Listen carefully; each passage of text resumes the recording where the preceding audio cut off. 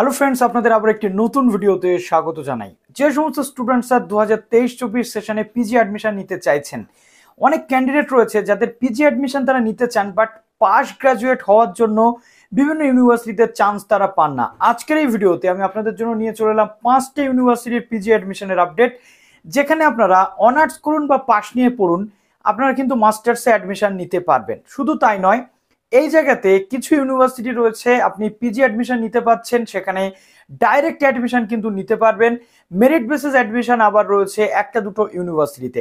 তবে হ্যাঁ, এর আগে আগে বেশ কতগুলো পয়েন্ট আপনাদের আমি মোটামুটি পর্যালোচনা করেছি, এবং তার জন্য আজকের এই ভিডিওটা। প্রথমত, যারা বিএসসি অনার্স করেননি, বিএসসি পাস পড়েছেন, লাইক ফিজিক্স বা কিছু সাবজেক্ট, জিওগ্রাফি নিয়ে পড়েছেন, এই সমস্ত স্টুডেন্টসরা বিভিন্ন ইউনিভার্সিটিতে আপনারা চান্স পান না, কেননা অনার্স নিয়ে পড়তে পারেননি বলে, পাস নিয়ে পড়েছেন বলে। কিন্তু ইউজিসির গাইডলাইনে এখন বলা রয়েছে যে মাস্টার্স আপনি করতে পারবেন, পাস গ্রাজুয়েটরাও কিন্তু মাস্টার্স করতে পারবেন। তার জন্য আপনাদের অপরচুনিটি দেওয়া হয়েছে তিনটে মাধ্যম: রেগুলার, ডিস্টেন্স এবং অনলাইন মোড। এখানে আপনারা মাস্টার্স করতে পারবেন।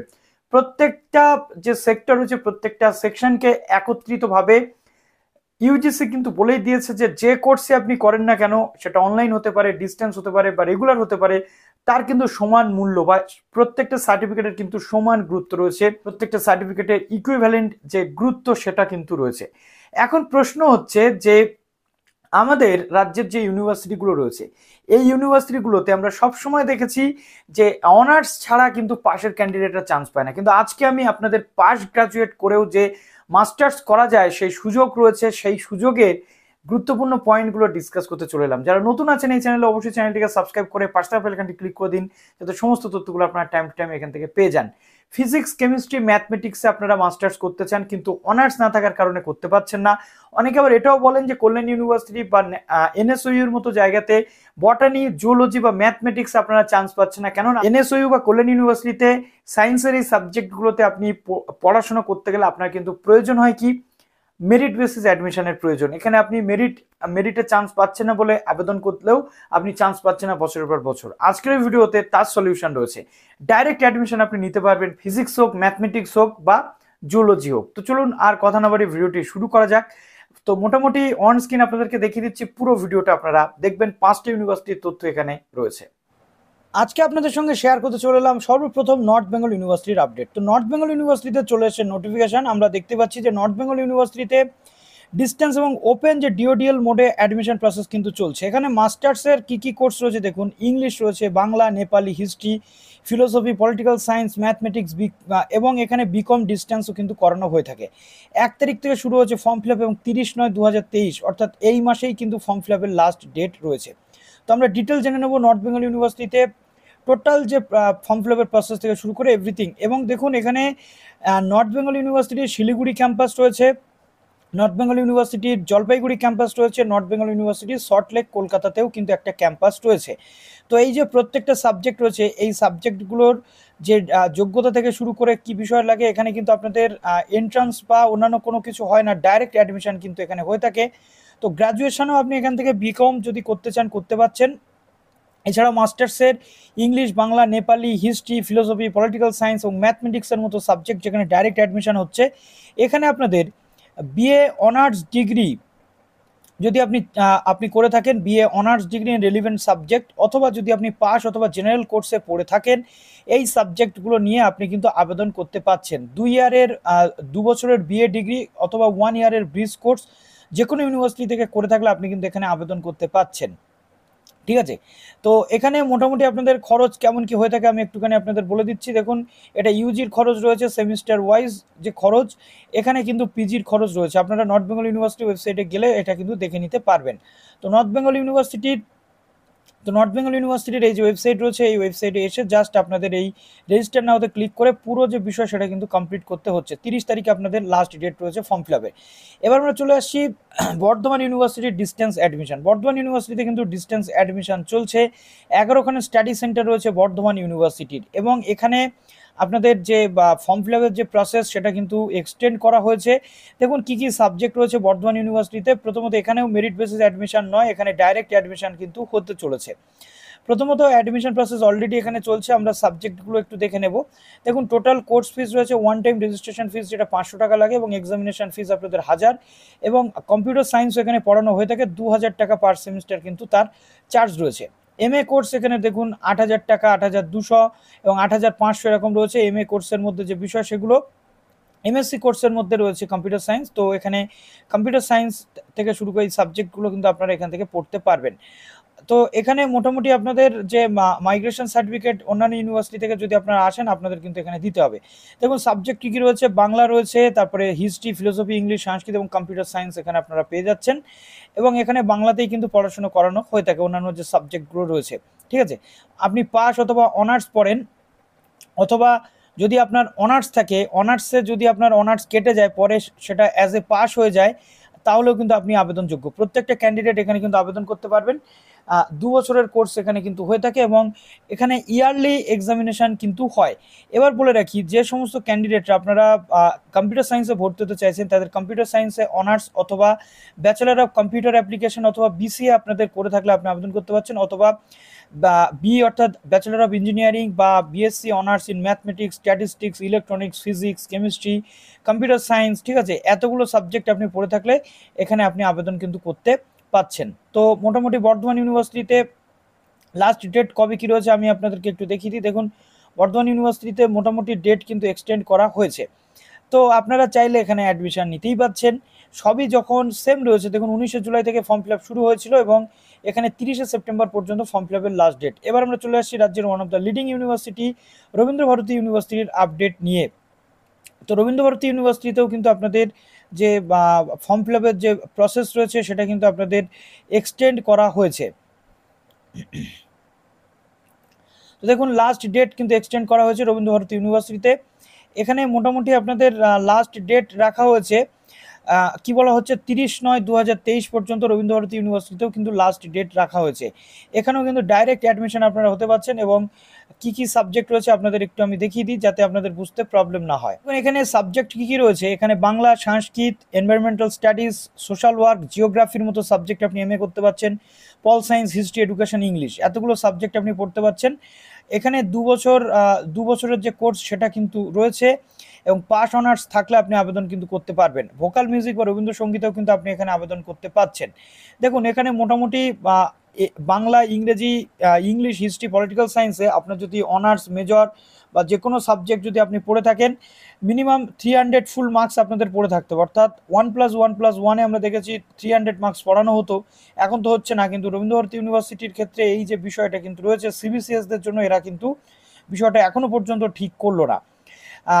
MA in environmental studies, social work, Rabindrasangeet এবং ভোকাল মিউজিক, এখানে যে কোনো সাবজেক্ট বা প্রফেশনাল কোর্স করে থাকলে, পোস্ট গ্র্যাজুয়েট করে থাকলে আপনি কিন্তু আবেদন করতে পারছেন অনার্স বা মেজর পড়ে আসলে। তারপরে MA ইন এডুকেশন, B.Ed বা স্পেশাল B.Ed করা থাকলে আপনি আবেদন করতে পারছেন, অথবা অনার্স অথবা জেনারেল পাস পড়ে থাকলে এডুকেশনে 300 ফুল মার্কস পড়ে থাকলে আপনি আবেদন করতে পারছেন। জিওগ্রাফি অনার্স অথবা মেজর বা পাস অথবা জিওগ্রাফিতে আপনার থাকলে, অনার্স পড়ে থাকতে হবে জিওগ্রাফিতে, তবেই কিন্তু আপনি আবেদন করতে পারছেন। তো মোটামুটি অনেকগুলো স্টাডি সেন্টার কিন্তু এর আন্ডারে রয়েছে, সেই স্টাডি সেন্টার থেকে শুরু করে এভরিথিং। এবং খরচ দেখুন এখানে কত মোটামুটি হয়ে থাকে পার সেমিস্টার 1000 টাকা করে চার্জ, অর্থাৎ 4 থেকে 5000 টাকা কিন্তু আপনাদের এখানে খরচা হচ্ছে, এবং কিছু সাবজেক্টে আপনাদের একটু খরচাটা বেশি রয়েছে। তারপরে আমরা এবার চলে আসছি কল্যাণ ইউনিভার্সিটির আপডেট নিয়ে। কল্যাণ ইউনিভার্সিটিতেও কিন্তু অ্যাডমিশন প্রসেস চলছে। কল্যাণ ইউনিভার্সিটিতে আপনাদের অ্যাডমিশনের যে লাস্ট ডেট সেটা কিন্তু এক্সটেন্ড করা হয়েছে। ডিস্টেন্সে কল্যাণ ইউনিভার্সিটিতে কী কী সাবজেক্ট পড়ানো একটু বলে দিচ্ছি। প্রথমত এখানেও আপনাদের বলা হয়েছে যে কত সাবজেক্ট রয়েছে। দেখুন MA English, Bangla, history, education, এই প্রত্যেকটা সাবজেক্টে অনার্স অথবা স্পেশাল অনার্স বা পাস নিয়ে পড়লে আপনি কিন্তু আবেদনযোগ্য, এবং এখানে কিন্তু 300 মার্কসের কোনো ব্যারিয়ার নেই, 150 মার্কস পড়ে থাকলে আপনি আবেদন করতে পারবেন।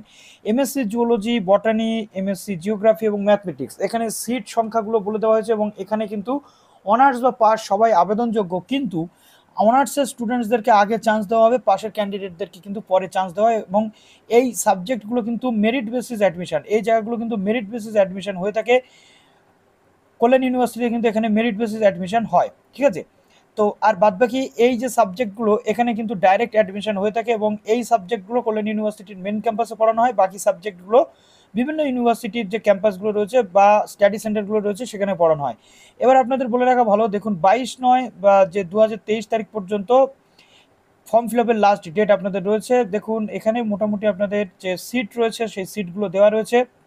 খরচ আপনাদের মোটামুটি 11,000-এর মধ্যে কিন্তু কমপ্লিট হয়ে যাবে আর্টসের সাবজেক্টগুলো, এবং অন্যান্য সাবজেক্টগুলো 20,050, তারপরে মোটামুটি 8,250 এরকম কিন্তু রয়েছে। এবার এখানে আপনাদের পুরো স্টাডি সেন্টারের ডিটেল রয়েছে, আপনারা এই ওয়েবসাইটে আসলে দেখে নিতে পারছেন।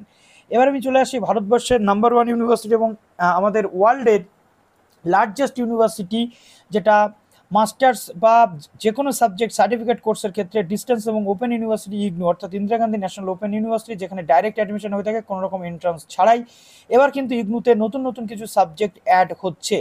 দেখুন মাস্টার অফ সায়েন্সের মধ্যে অ্যাডভান্স সার্টিফিকেট ইনফরমেশন সিকিউরিটি রয়েছে, অ্যাডভান্স সার্টিফিকেট কোর্সেসগুলো কিন্তু এখানে করানো হয়ে থাকে। এবার আমি আপনাদের master of science family therapy রয়েছে, master of science applied statistics, তো রিড মোড়ে ক্লিক করে আপনাদের ডিটেল কিন্তু জেনে নিতে হচ্ছে। দেখুন কি কি রয়েছে এখানে, মোটামুটি 2 বছরের কোর্স ইংলিশে কিন্তু পড়ানো হয়ে থাকে।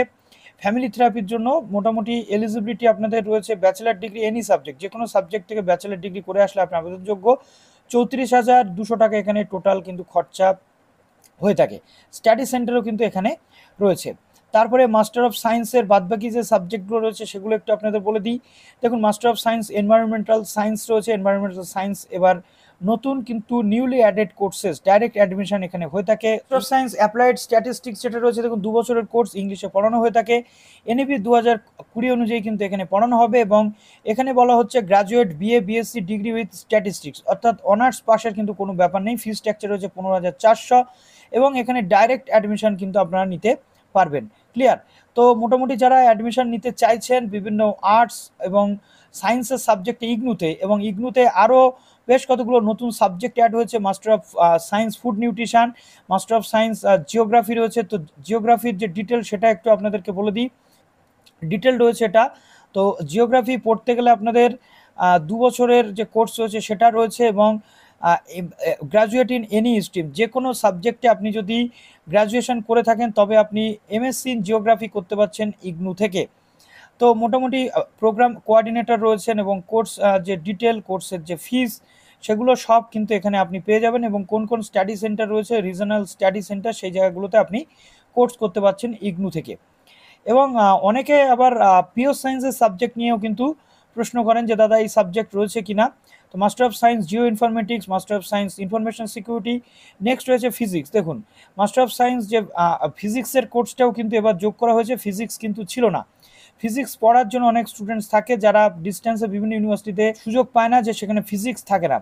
তো এখানে কি বলা হচ্ছে, গ্র্যাজুয়েট ইন অনার্স ফিজিক্সে অথবা গ্র্যাজুয়েট ব্যাচেলার যে ডিগ্রি রয়েছে ইগনু বিএসসি প্রোগ্রাম সিবিসিএস, অথবা graduate BSc degree IGNOU or any recognised open university থেকে 32 ক্রেডিট পড়ে থাকলে, এবং ম্যাথমেটিক্স যদি পাশের সাবজেক্ট থাকে আপনি কিন্তু আবেদন করতে পারছেন। গ্র্যাজুয়েট উইথ মেজর অথবা অনার্স, ঠিক আছে, graduate with BSc degree including IGNOU BSc degree, অর্থাৎ আপনার যদি ফিজিক্স অথবা ম্যাথমেটিক্স নিয়ে আপনি পড়ে থাকেন, পাস ম্যাথমেটিক্স বা ফিজিক্স পড়ে থাকলে আপনি কিন্তু এখানে আবেদনযোগ্য। তো টোটাল খরচ এখানে 14,000 টাকা পার অ্যানাম, অর্থাৎ 28,000 টাকার মধ্যে আপনি কিন্তু কোর্স কমপ্লিট করতে পারবেন। তো এইভাবে আপনার পুরো প্রসেস হতে চলেছে। ইগনুতে লাস্ট ডেট রয়েছে 10ই সেপ্টেম্বর, অর্থাৎ আর টাইম নেই। যারা ডিস্টেন্সে মাস্টার্স করতে চাইছেন ফিজিক্স অথবা এই সাবজেক্টগুলোতে তারা কিন্তু এখানে আবেদন করতে পারছেন।